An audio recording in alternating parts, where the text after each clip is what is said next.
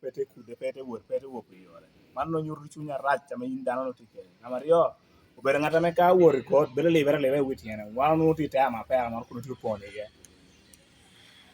ina no mo so wan ko bangol kopi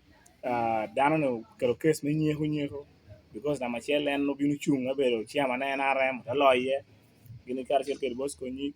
chung o ma cheme primary to loye obinu chung ba election to loye obiro ngata me obeloye loye ku yeduchi do ngi logo ne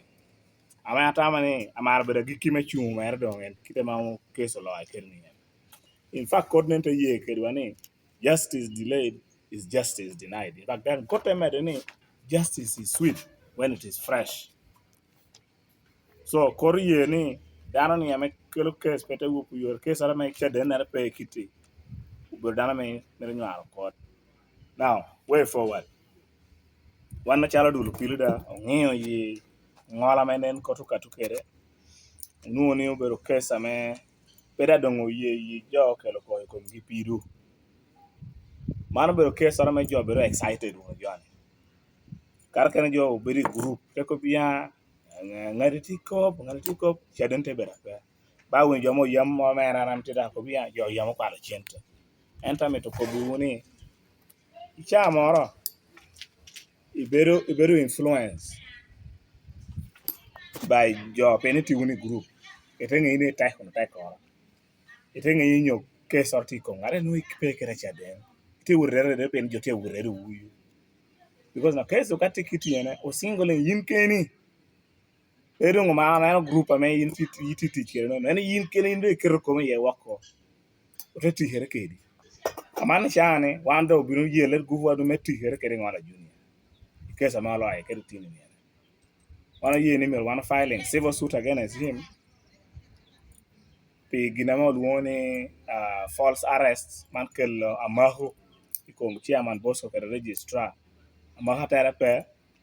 malicious prosecution man bero piru mara terape kom dano piru mo roro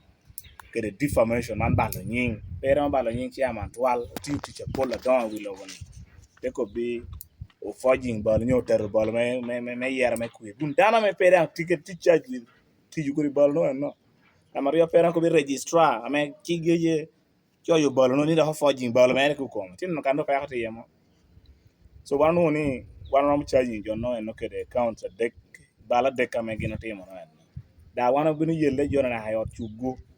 da ta ma tia be ka be hani chino no kame wana no ngi ko be piru me na maria na ya be ko me no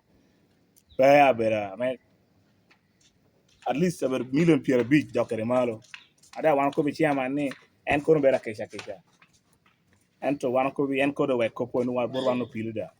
ben wan ngi direction me wan no take ana kwa ya kwa jomo yam ne uti uno kara chel pe ma hono che chingwa ker ka yin ti ko ho what through ka kana mere wori ya me opore bebe pia to twara pia neti no advice ibon ngatare no pero mi tam mo opore der uno me ti yo ma on ti uni group man tam wan do tak kor ka ti group no ti gine me to chi nyo perwata kere chi ker ka yin rim ko ti ma man no chi ko no bino tichi komi chi ko no bino ma hare keri tam gina ram ko bo unless penyor nyati Kesi no to nyim kotene. Kesi no ti nyim angol kopa duong man chief magistrate mo yam mo luoni Semondo. Au dismissing the costa no. Man bano bero criminal case ameka dano kelo case ko te bero case atere pe case ora konyere pe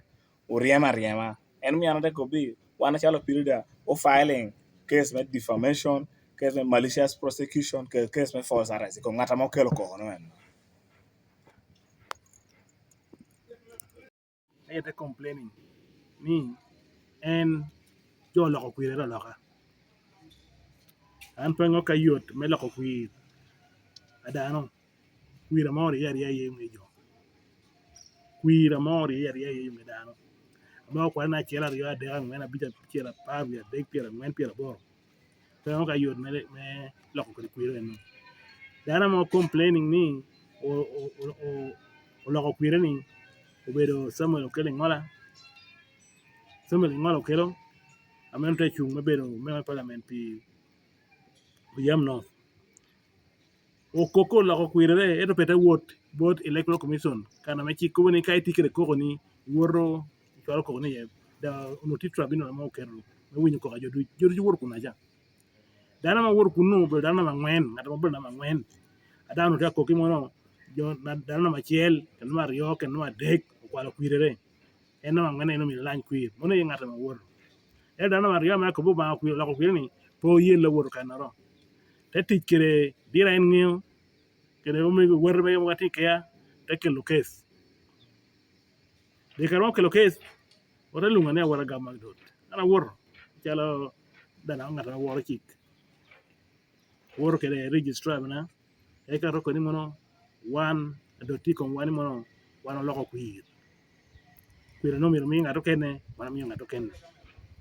wan ke mono be do ta mo nyepere yo pere mono te ken piru achiel me de ma bir mo kar o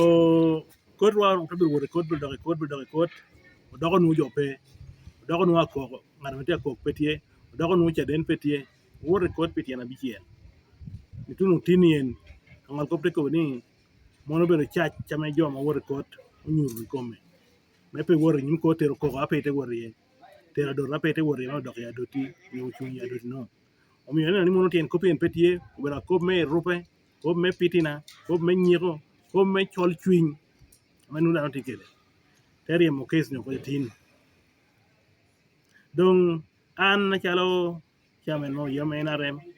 ana pe kere pe ko kede ngata mo no chalo ko mere yen aneno ka bala bero dana me pen yang ko pe pari kire pari tiu kede ana binu me de teacher tiyo wante tiyo me mobilizing yo mo yam me chung attack menen ni party me NRM o jany o nya o do attack yo yam district kita chalo timo kede ni po yini mano o yam district no district achela kende ila kan ame me parliament peye mo be NRM members of parliament duju mo yam uno bedo jo me UPC po bedo gina yot me lwen e ka nu position me MP po bedo gina yot me lwen e ka nu lo kwira wana no kwir tune pera boru abiro mi abong ni pera ngwen from nowhere president musube na report no kwir kuno mo history me NRM yam na kare yam south put po bedo kere me parliament tegre wana kuli pa gicha beruka UPC mano beruka manchi el wana to record mega mukuna.